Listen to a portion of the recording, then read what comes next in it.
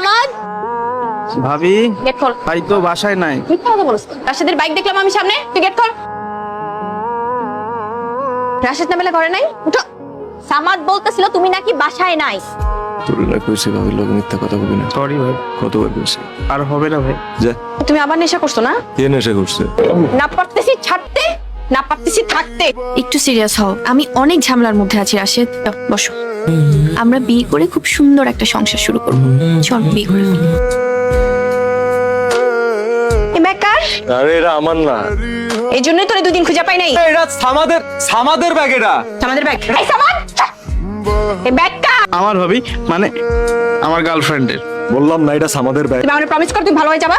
ভালো ভাই। আন্টি ঘুমান নাই এখনো? আমার লাগে আমার একটু জরুরি কথা আছে। ওই যে রাতে বেলা কাল্লা করে জানি কথা কও না, একটা বিয়ে শাদী কইরা ভালো মতন একটা সংসার পাতি করবা কি তা না, বোনের গাড়ি আয়া পড়ে রয়েছে।